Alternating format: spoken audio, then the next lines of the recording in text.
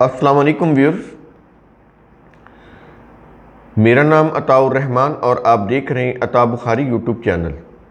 قرآن کریم کی مسلسل ایکسپوزیشن کے سلسلہ میں آج ہم سورہ النساء کی آیت نمبر 135 کی ایکسپوزیشن کریں گے۔ یہ آیت عدالتی نظام سے متعلق ہے۔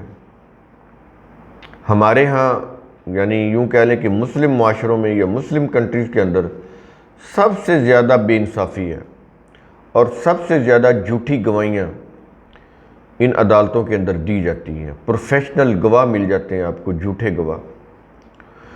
تو اس کی وجہ سے معاشرے میں جو بگاڑ ہے وہ آپ کے سامنے ہے۔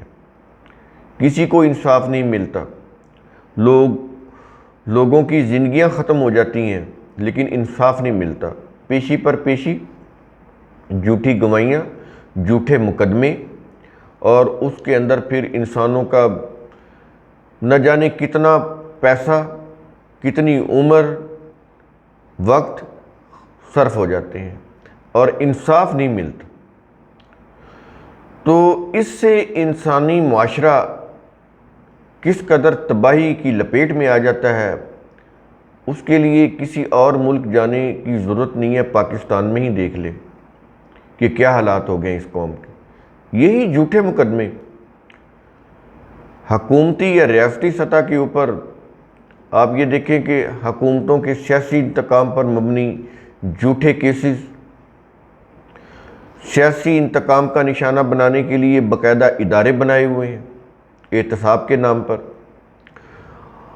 جو حکومت آتی ہے اس کو اپنے مفاد کے لیے استعمال کرتی ہے۔ عوامی سطح کے اوپر آپ دیکھ لیں کہ یہ جتنے بھی یہ فیوڈل طبقہ کے لوگ ہیں، ان کے آپ تھانے کچہریوں کے کیسز کو دیکھ لیں، اور وہ جو غریب کسان ہیں ان کے معاملات کو آپ دیکھیں، جائیداد کی لڑائی، عورتوں سے متعلق جھگڑے، اور یہ ساری چیزیں سول جو یوں کہہ لیں کہ جو کیسز ہیں ان کی نوعیت کو آپ دیکھ لیں، کرمنل کیسز کو آپ دیکھ لیں، ہر جگہ بے انصافی ہے، جھوٹی گواہیاں، اور معاشرہ جہنم۔ تو آیت چونکہ طویل ہے، ہم اس سے زیادہ انٹروڈکشن میں بات نہیں کریں گے، تو اس آیت کے اوپر آتے ہیں تاکہ اسی ویڈیو کے اندر یہ آیت کمپلیٹ ہو جائے۔ تو الفاظ ہیں آیت نمبر 135، الفاظ ہیں یا ایھا الذین آمنو، اے وہ لوگوں جو ایمان لائے ہو۔ اب یہ دیکھیں ایمان والوں سے، مومنین سے مخاطب ہے، کیونکہ پہلے تو یہ اپنے آپ کو صحیح کریں نا، جو دعوے دار ہیں کہ ہم مومن ہیں، ان سے مخاطب ہو کے کہہ رہے ہیں کہ اگر تم کہتے ہو کہ ہم ایمان لے آئے ہیں تو پھر اپنے آپ کو ریکٹیفائی کرو، اپنی اصلاح کرو، ورنہ تمہارا ایمان تمہیں کوئی فائدہ نہیں دے گا۔ قرآن کریم کا انداز اسلوب ہی اگر سمجھ آ جائے تو بہت ساری چیزیں سمجھ آ سکتی ہیں۔ کہتا ہے کہ کونوا قوامین بالقسط، تم انصاف کے ساتھ قائم رہنے والے ہو جاؤ۔ ایمان کا دعویٰ کرتے ہو، کوئی فائدہ نہیں دے گا ایمان کا دعویٰ جب تک تم انصاف کے ساتھ قائم رہنے والے نہیں ہوگے۔ یہ پھر تمہارا دعویٰ ہوگا، لیکن ہمارے قانون کے مطابق تمہاری کوئی حیثیت نہیں ہوگی۔ بڑی قابل غور ہے یہ آیت۔ اور آگے ایک تو یہ ہے نا کہ انصاف کے ساتھ قائم رہنے والے ہو جاؤ، انصاف قائم کرنا ہے ہر صورت، اور اس کے بعد آگے پھر گواہی کی بات کر رہا ہے۔ اس کے ساتھ ہی انصاف، عدل و انصاف کے ساتھ اگلی بات پھر گواہی کی کر رہا ہے، کیونکہ گواہی اگر سچی نہیں دی جاتی تو عدل و انصاف قائم ہو ہی نہیں سکتا۔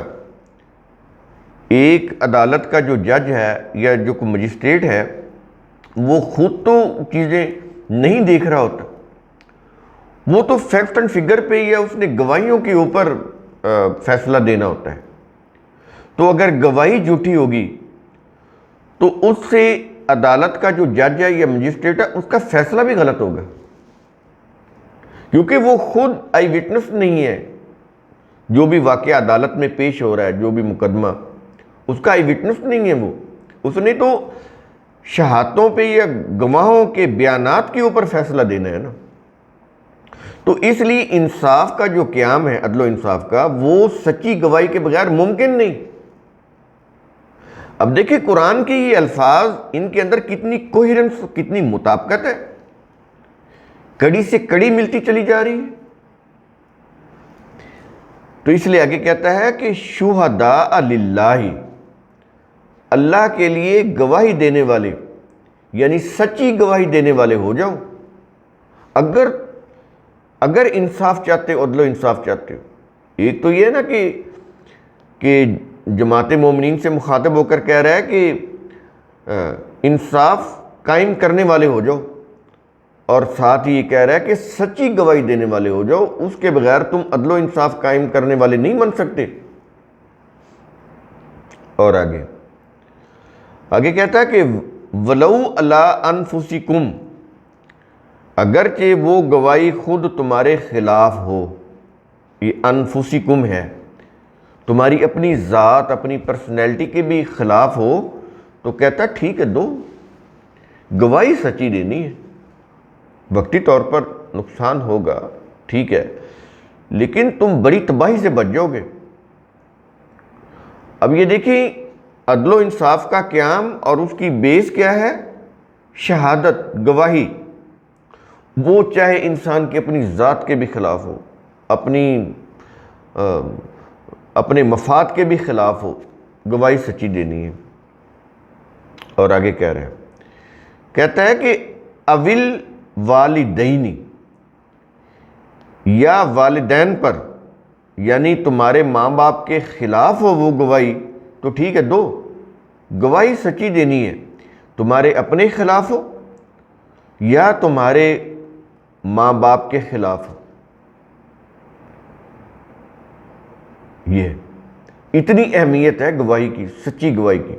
اور آگے کہتا ہے کہ والاقربین، اور اقربا پر، یعنی تمہارے رشتہ داروں کے خلاف ہو تب بھی سچی گواہی دو۔ اپنی ذات آ گئی، پھر آگے والدین آ گئے، پھر آگے اقربین یعنی رشتہ دار آ گئے، قریبی رشتہ دار۔ کہتا ہے کوئی بھی ہو، کوئی بھی صورت ہو، کوئی بھی سامنے ہو، گواہی سچی دینی ہے۔ اس کے بعد آگے کہتا ہے اِن یکن غنیا او فقیرا،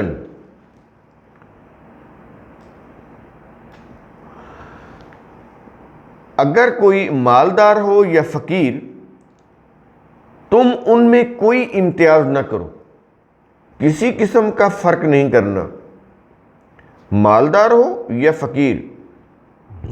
یعنی یہ جو سچی گواہی ہے، کسی مالدار کو دیکھ کے تم اپنی سچی گواہی کو بدل دو، یہ بھی نہیں کرنا۔ اگر کوئی فقیر ہے تو تم کو ترس کھا کے چلیں، کوئی بات نہیں، تو تم جھوٹی گواہی دے دو، نہیں، یہ بھی نہیں کرنا۔ مالدار ہو یا فقیر، دونوں صورتوں میں گواہی سچی دینی ہے،